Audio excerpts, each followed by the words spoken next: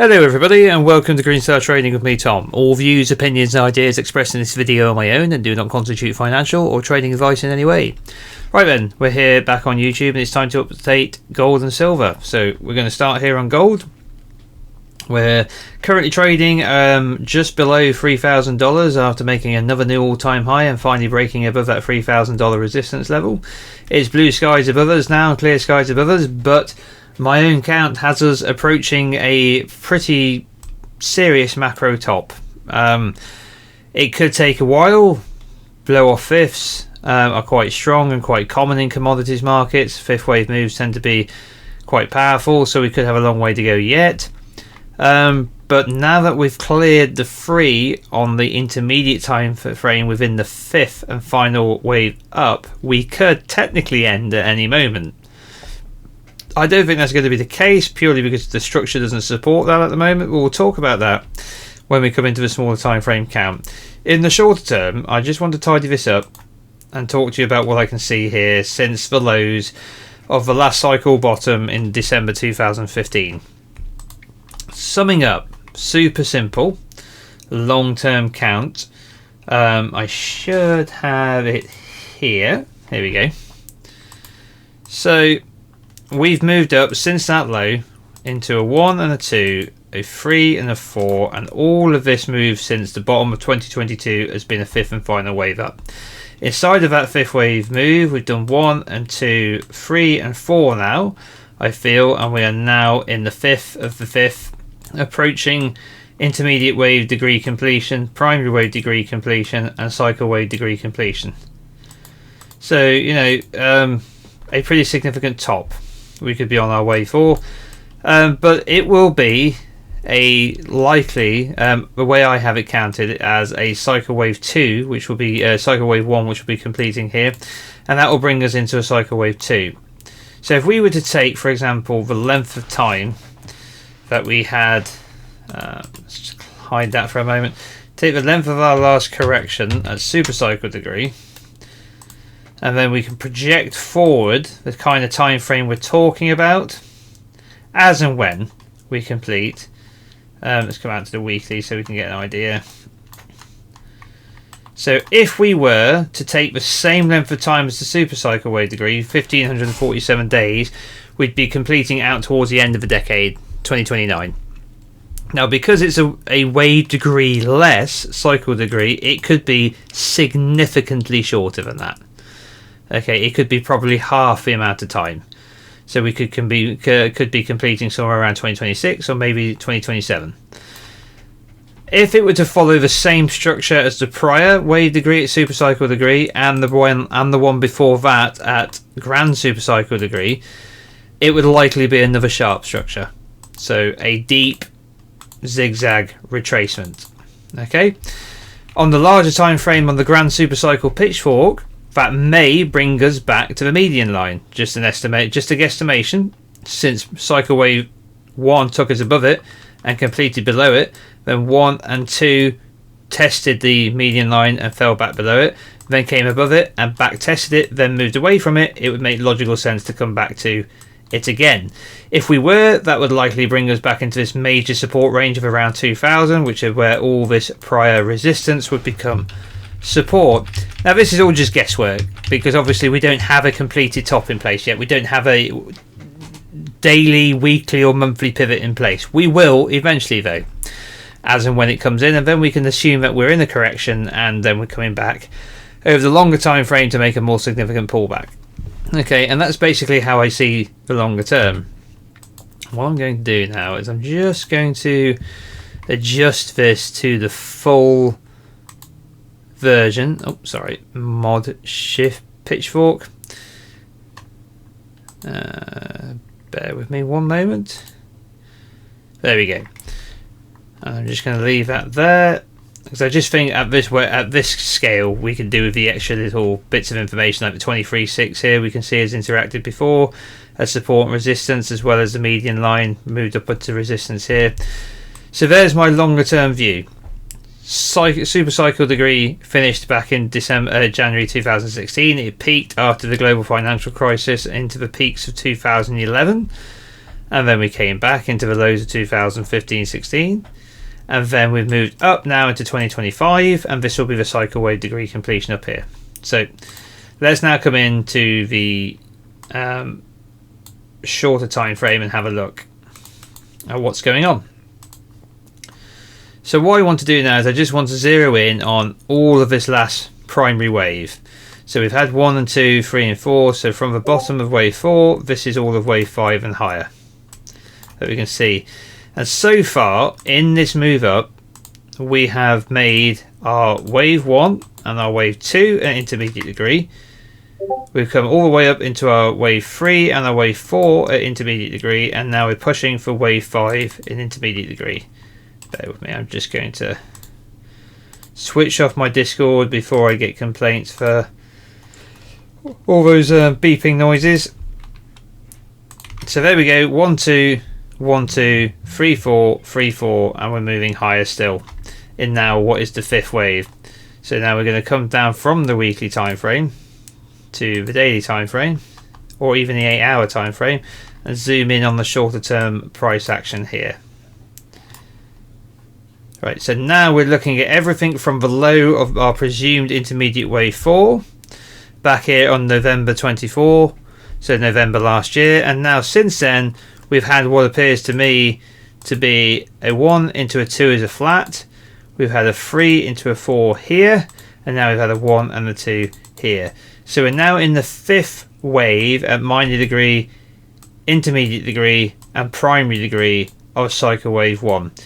So I'm anticipating now that we will have 3 and 4 and 5 to go at minute degree, and then that will be the market complete at the highs here. Now obviously this is a best guess. Calling an exact cycle wave top is not an easy thing to do. There are possibilities that this is not yet complete, but when I break down the price action off of the low here and I see all of these overlapping 1s and 2s, right, I don't see anything of appropriate scale to this correction here, back here in the 1s and the 2s, so I have to assume that this correction fits this correction here. You see what I'm saying? At the same wave degree. So what we can do is we can take a base channel and we can wrap around the start of the 1 to the bottom of the 2, and we can see if we get a back test of the base channel.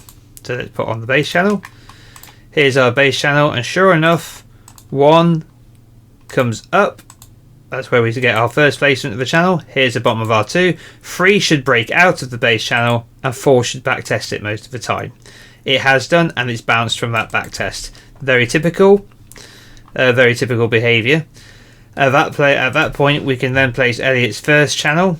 So we can place the start of it on 1, a copy of it on the top of the 3, and then place the bottom on the 2, and this gives a projection for the wave 5. As you can see, we're already close to the peak. So what we have to do here is assume for the moment that we've got our wave 4 in. Now it's possible that this first channel placement is still correct, but one would expect to see is a move down, a move up, and then a move back to the channel, so a flat pattern again. We've already had a flat pattern here, so I'm going to assume for the moment that we should be using Elliott's second placement of the channel, which is we take the bottom of the 2, the bottom of the 4, project from the top of the 3, right, and this will find us a likely finishing place for the 5th. So we can place the 5th at the top of the channel here. So what you might have is something like this: 1, 2, 3, 4 and 5, something like that to find the 5, but it's just a rough guide.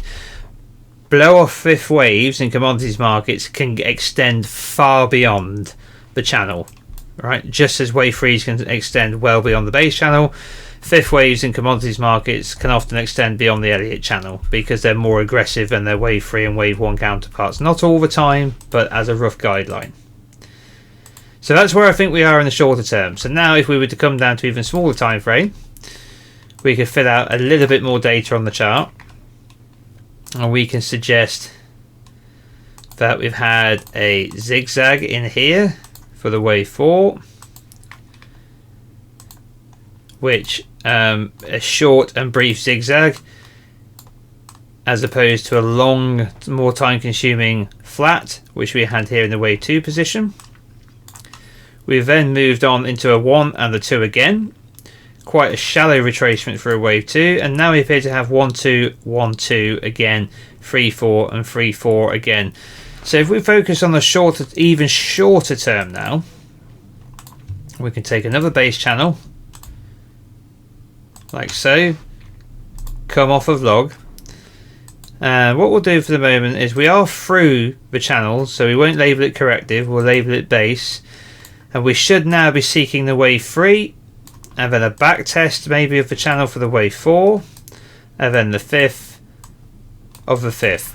So then we can take a Fibonacci extension tool and we can go 1 from the 2, and we can load in a wave 3 extension target 1618, 1236, 1618, 2618. So we're at the 1318 at the moment. We haven't quite come to the typical 2618. So what I would do is label this 1 and 2, and then this is all subwave, I reckon. So the 3 is likely going to be around here, 4 and 5. This is all guesswork again, guys, based on these projections. And then what we can do is put in another subwave here, 1 and 2, 3 and 4. 5 coming in at sub-minuet degree, and we'll throw all of this into the same folder, and that's our primary count for gold for the meantime updated. I'll get rid of that extension tool. I'll turn off that pitchfork for the moment, and then what we can do is have a look at what we've retraced thus far, or what an expected retracement would be if we were to come to target. So let's take the 1618 again, eyeballing it pretty well there, Thomas. So that gives us a retracement range between the 23.6 and the 38.2, so inside of here. That's for the minute wave degree. If we were to extend higher, right, then maybe we get somewhere around here. We have to wait and see where that wave comes in though. So for the moment, it looks like we're still within minuet 3. We've got minuet 4 and minuet 5 to come to find minute 3, minute 4, minute 5, and then the 5th and final wave move up at minute, minor, intermediate, and primary degree, 5 of 5 of 5 of 5, and that would be the top of the market. Things are progressing smoothly at the moment, but like I said, this 5th wave could be an extended 5th itself at primary degree, which could be extended at intermediate degree, which could be extended at minor degree. There have been some absolutely astronomic 5th waves in the past. So we've just got to keep that in mind, that it could just continue to extend and extend and extend. And it could do a rather tricky thing, which is an extended 5th of a 5th, where we get 1 and 2, 3 and 4 look normal, and then the 5th goes absolutely loopy and has no relationship to the prior waves. We won't know. We just won't know until it happens. So there's one more thing I want to add to the chart here, just in case this were to break down. At the moment, we have a 3 wave move. So we're assuming 1, 2 and into 3. If for whatever reason we come back into this wave 1 price territory, we count this as 3 waves instead, and therefore we would label it ABC, and we would adjust the count accordingly. So what I'm going to do is I'm just going to put an invalidation point around here, and I'm going to say invalidation wave 4. I would not expect a retracement now to bring us back above the peak of that wave 1 level. Right, if we do, we will come back and do an update and reassess. We will relabel, and then we'll be looking at something else. I don't think it's particularly likely, but it's just as a backup. In theory, I would not expect this level to get crossed until the whole completed structure was now finished.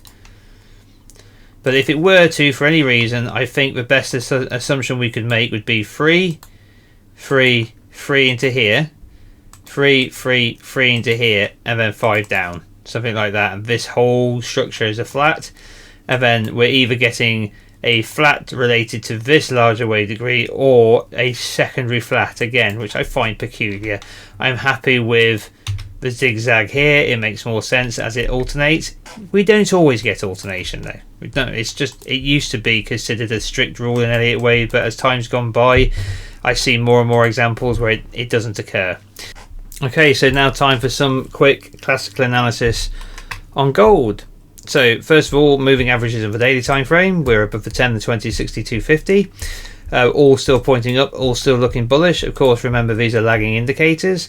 We are currently 14.5% or 14.2% away from our 250-day exponential moving average. On the daily time frame, larger weight degree corrections tend to correct through these. Here's an intermediate degree correction.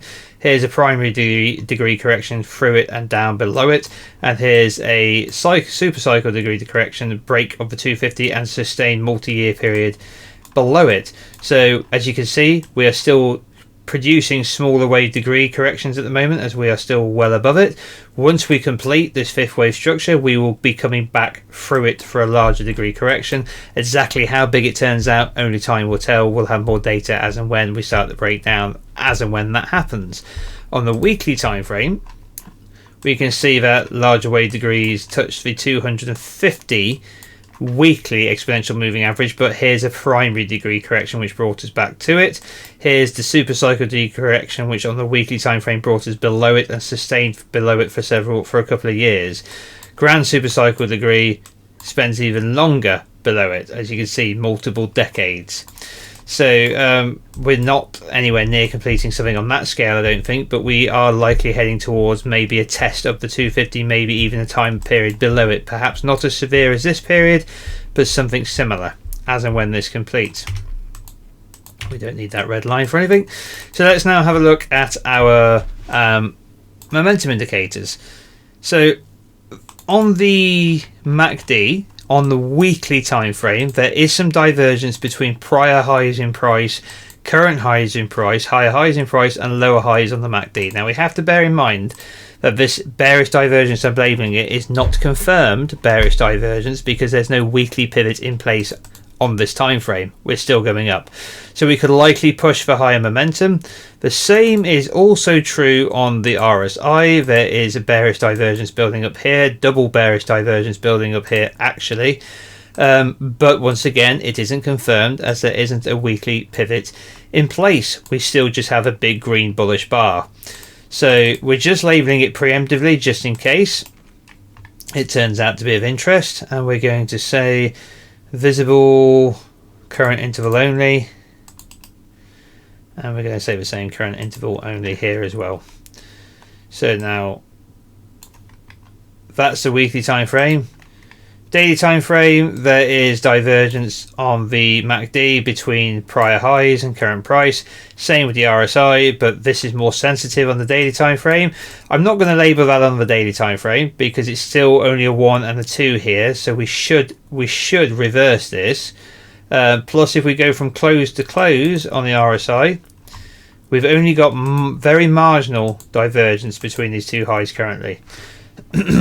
So more interested, since the time frame we're looking to peak on is a much greater time frame at a larger wave degree. I'm only really interested in the divergence that's building up on the weekly time frame. More significant here in the MACD, so I will label that. Okay, and of course I've made that only visible on the weekly time frame, haven't I? So I've just done myself a mischief there. I'll say all intervals for that one. And now we can see it. Alright, and that's the classical analysis for gold. But either way, let's move on now and have a look at silver. So if you remember from my last video update on gold and silver, I was basically saying, you know, we've been with the same count now in silver for a very, very long time, and it still will die. Time to get on with it. We were coming down, we were basically at this 26.91 level before I put in this invalidation, looking to invalidate potentially the 24.25, at which point we were probably going to call quits on this bullish count. Since then, we've moved up and away, we've moved back, and we've moved up and away still, and we're close to clearing that peak. So the bullish count is still intact, and it has got a lot of work to do. So if this is 1 2 1 2 and 1 2 and 1 2 again, we are now entering what is already long complete in gold, 5 years complete in gold, which is that wave 3 move up. I find it very hard to imagine that silver's going to go up for 5 years and gold's going to come down.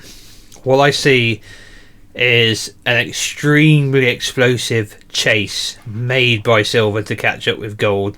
If this count is correct, it will be condensed isn't the word for the time frame. Hyper compressed would probably be a more accurate explanation for the speed at which we have to complete 3-4, 3-4, 3-4 to get up into that fifth and final move. So we will wait and see. The ratio between gold and silver historically closes up rarely below 70, but over the very long term it's come as low as 30, and it's even come as low as 16 back in 1980 when we had the gold market peak and silver spiked like nuts into the high, and it brought the ratio down to 16. Can you imagine paying 16 ounces of gold to buy 16 ounces of silver, to buy 1 ounce of gold? I can't imagine that ever happening ever again. But I can imagine it getting down to 60, maybe 50, maybe even lower perhaps. But if it's ever going to happen, silver has to go up a long way very, very quickly, while gold goes nowhere or even down in order to close that ratio. But that's where we are in the silver count. It's super simple, nothing's changed. 1-2 at primary degree, 1-2 at intermediate degree, 1-2 at minor degree, and then 1-2 at minute degree. And what we can do is add in a little bit more detail again and say 1-2 at minuet degree.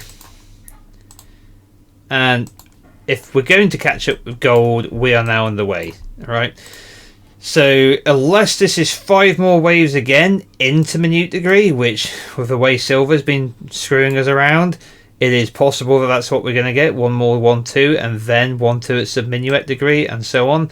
But if we are done here and we're now going 1-2 again inside of minuet, inside of minute, inside of minor, inside of intermediate, then we are entering super explosive time for silver. Right, it's still, like I've been saying, it's do or die time. We need to either break out and complete this extension, or we need to write it off. Now, it hasn't invalidated itself, so we can't write it off. So it stands to reason that if it is bullish, it's got to get moving. It's got to get moving now. Right, as in no more mucking about. Let's go. So where could we go? Well, let's have a quick look. We've got a few minutes spare, so let's do a quick look at what we could be possibly considering. I will come and review bearish options if we break these invalidation points. I don't see the point of entertaining them now. If we come back through 26.19, we'll come back and talk about the idea of the market having peaked. But if we go through this wave one high at $31, we're probably looking for higher highs again anyway, so it's unlikely we'll be coming back this low again. If we do, we'll talk about it, but in the meantime, let's stick with what looks more obvious. We're just going to turn off the long-term count for a minute, and what we're going to do is we're going to bring in gold, because I just want to highlight how far behind silver is relative to gold. All right, so let's get them synced up as best as we can. All right, so here we can see the prior peaks in gold here, which peaked August 2011, and silver, which peaked April 2011.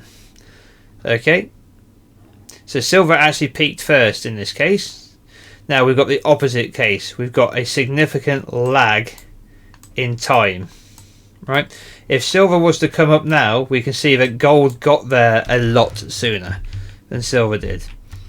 Okay, we can see how the 2011 high in silver has yet to be surpassed. We're all the way down here. The previous high was $48. We're now trading at 30. However, with gold, the previous high was back here in 2011, and we not only surpassed it in 2020, we've gone on again to even higher highs. So gold's been a phenomenal performer relative to silver this time. Silver's really lagged. We haven't even cleared the 2011 high. Gold's cleared its 2011 high and gone on for miles since. Okay, so this is what I mean by if the counts are linked and they're doing 1 and 2, gold bottomed in 2015, silver bottomed in 2020, 5 years later, right? Okay, meanwhile gold broke out from a 2020 low. Here's the 2020 low. Here's the 2020 high in gold. That's 5-year lag between new all-time highs, right, and the lows in silver. It's like, I just can't imagine silver having a 5-year catch-up period to gold. Can you? I just can't. I can't see that happening. The only way that's going to happen is if gold continues to go astronomical or goes into a much bigger sideways correction. Right, we're anticipating a major top up here, right? So maybe we get a long sideways correction, and that's when silver does all of its chasing. That's probably going to be the only real explanation, I think. But my point still stands. Silver has not cleared its 2011 highs. Gold not only cleared its 2011 highs, it's gone astronomical. So silver, if it is going 1 2 1 2 1 2 1 2 1 2, just like gold went 1 2 1 2 3 4. Here there was no 3 4 because we've got a new low, and this is all fifth wave. Okay, silver now needs to go 1 2 1 2 3 4 3 4 3 4 5. So we'll have to wait and see, but it's pretty obvious, isn't it, that as the cycle has changed significantly over the last few years, whereas silver and gold were very much in lockstep, they have very much diverged here. So bullish case, silver's just going to run to catch up, and it's absolutely party time for silver owners. You know, I was just saying just last night, having a quick chat on my Discord, saying that I would have been better off buying gold. I've been a bit I own a lot of silver, and I've been a bit not miffed, but just generally frustrated with its lack of performance. But maybe there's hope. Maybe there's hope. It's all yet to come. Okay, so now let's do some classical analysis for silver, and we'll use this to wrap up the video before we say goodbye. So, a very different picture from gold, essentially. So let's bring up our exponential moving averages here. So, unlike the big gap we've built away from the 250 on the gold chart, which suggests that we've gone through our 1s and 2s where we hang around it, and we've extended away into our 3s and 4s, right, and now into a 5th, pushing the 250 further and further away, we're still using it as primary support, having crawled out from underneath it. Okay, this is 1s and 2s all the way. It's very typical behaviour of a basing structure before going higher.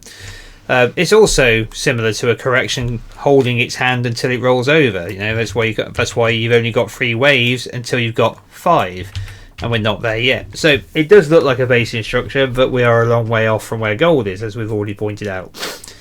Weekly time frame, we're now starting to accelerate a little further away from it. From a 250 above the 10, the 20, 60, and 250 are all pointing up. If we look at the RSI and the MACD, we'll turn off the OBV for the moment. We can see that we had bearish divergence between these highs, calling on to this correction. This correction has now played out, but the momentum overall, even though we're close to new highs, is still suppressed. It's no longer bearish divergence because we don't have a new weekly intra-week high here. We have a closing high if we were to close the week here. We haven't yet. So intra-week, we're still not at the new high yet. RSI has actually come back to roughly the same equivalent, so we are looking like we're going to push for overbought conditions here. That bearish divergence between those two peaks appears to have played out. So I will delete that, and I will delete that, as I am anticipating a new high. Okay, if we anticipate a new high, we will take the previous close of the MACD and the RSI and see if there is divergence between those highs. I suspect there won't be in the RSI, there may be in the MACD. So generally, it does look like a bullish structure building up, ready to break out, ready to go higher. It would be disappointing if it didn't at this point. But that's how things look on the weekly time frame. On the daily time frame, we spoke about the moving averages. Nothing to report in the RSI either. We've seen declining lower highs in the RSI as we've set higher highs here. We don't have a higher intraday high yet, so we can't call that bearish divergence, and we can't on the MACD as well. Generally, momentum's just been tightening and compressing, not going one way or the other. RSI has been shrinking down into a smaller range between oversold and overbought as well, coiling up into what should, in theory, since it's less volatile, be smaller wave degrees. Right, this area of the RSI. Oops. This area of the RSI and this area of the MACD is more contained than this area and this area, which is more contained than this area and this area, suggesting larger wave degree, smaller wave degree, smaller wave degree, larger wave degree, smaller wave degree, smaller wave degree, larger wave degree, smaller wave degree, smaller wave degree. So it does all point to 1, 2, 1, 2, 1, 2, but it's just got to break out now, please. Let's just do it, yeah? Right then, I think we'll wrap things up there, guys. Right, that's gold and silver. If you're new to the channel and you like what you're seeing, please subscribe, smash the like, hit the little bell notification icon to remain informed of future releases. And if you want to learn how to do all this Elliott Wave stuff for yourself and get access to a public Discord with loads of members and loads of channels to chat on, as well as exclusive content and live streams and other educational tools, and feel free to sign up to the Green Star Trading Patreon. There's a link in the description box below. Take care of yourselves, guys, and I'll be back with you as soon as possible. All the best. Bye bye.